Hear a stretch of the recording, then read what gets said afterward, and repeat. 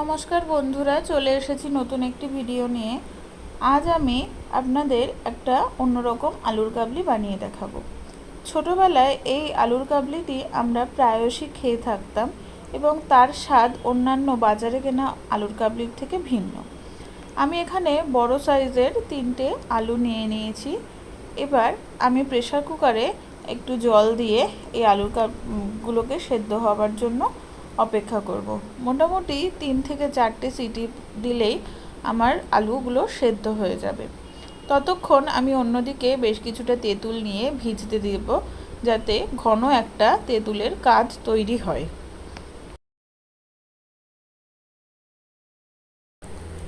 এবার আমি অন্য একটা কড়া গরম করে তাতে 5 থেকে 6টা শুকনো লঙ্কা এইভাবে ভেজে নেব।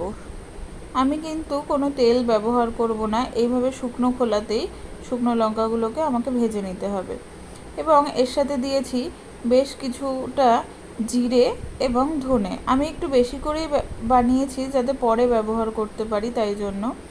এবার এই সমস্ত মশলাগুলি ভাজা হয়ে গেলে একটা মিক্সচার বাটিতে নিয়ে আমি এগুলো গুঁড়ো করে নেব। আমাকে কিন্তু ড্রাই রোস্টই করতে হবে, এতে কোনো জলের ব্যবহার হবে না। এবার এই মশলাটি কড়া থেকে নামিয়ে একটু ঠান্ডা হলে আমরা সম্পূর্ণ মশলাটি সুন্দরভাবে ড্রাই রোস্ট করে নেব, যাতে একটা মিহি টেক্সচার আসে।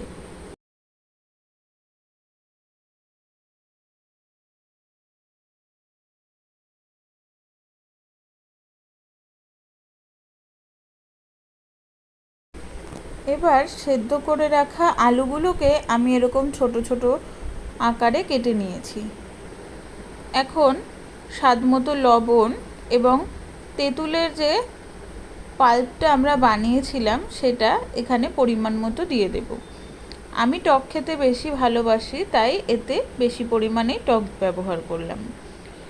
এরপর একে একে ভেজে যে গুঁড়ো মশলাটা আমরা তৈরি করেছি সেই গুঁড়ো মশলা থেকে বেশ কিছুটা গুঁড়ো মশলা এতে আমি মিশিয়ে নিচ্ছি এবং তার সাথে ভাজা বাদাম, চীনা যে বাদাম, সেগুলো আমরা ব্যবহার করব। এতে কিন্তু কোনো ছোলা বা মটর সেদ্ধ ব্যবহার হবে না। এই যে হয়ে গেল তৈরি আমাদের ভিন্ন স্বাদের আলুর কাবলি। ট্রাই